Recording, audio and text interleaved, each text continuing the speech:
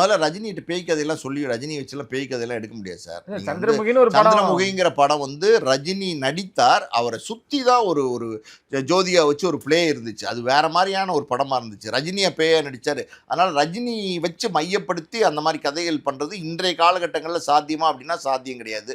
ஒருவேளை ரஜினியை மையப்படுத்தி அப்படி ஒரு கதை எழுதியிருந்தா கூட அது ரஜினிக்கு பிடிக்கலைன்னா என்ன செய்யறது?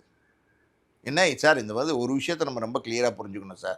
அதாவது வந்து பி வாசு சந்திரமுகி கொடுத்தாரு. அதே பி வாசு தான் குசேலன் கொடுத்தாரு. ஸோ இந்த வெற்றி தோல்விகள் யாருக்கு எப்போ வேணால் வரணும். கேஎஸ் ரவிக்குமார் தான் வந்து எப்படி சொல்கிறது முத்து மாதிரி படையப்பா மாதிரி படங்கள் கொடுத்தாரு. அதே கேஎஸ் ரவிக்குமார் தான் லிங்கா கொடுத்தாரு. ஸோ இதை வந்து நீங்கள் சினிமாவை பொறுத்த வரைக்கும் ஒரு தயாரிப்பாளராக என்னுடைய அனுபவத்தை சொல்கிறேன்.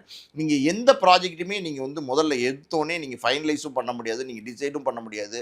அது சூப்பர் ஸ்டார் நடித்த படம் அது கண்டிப்பாக ஓடுன்ற உத்தரவாதம் கொடுக்க முடியாது.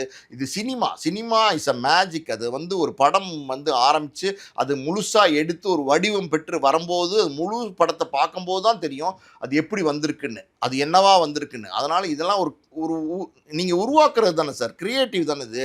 நீங்கள் வந்து ஒரு ஒரு எப்படி சொல்கிறது, ஒரு சிற்பி வந்து ஒரு சிலை கல் எடுத்து வடிக்கிறான்னா அந்த சிலை என்னவா வரும் அப்படிங்கிறது அவனுக்கே தெரியாது. வடிக்க தான் அவன் ஷார்ப்பாக பாயிண்ட் அவுட் பண்ணிட்டு வருவான். அந்த மாதிரி தான் இது வந்து கால்குலேட் பண்ண முடியாது. ரஜினி ஏன் அப்படி ஃபீல் பண்ணுறான்னு தெரில. சுந்தர்சியோட ஒர்க் பண்ணுறதுக்கு அன்கம்ஃபர்டபுளாக ஃபீல் பண்ணுறதுனால தான் சுந்தர்சி வந்து இதில் வந்து விலகிட்டார். நம்மளே விலகிட்டோம்னா கௌரவம்னு விலகிட்டார்.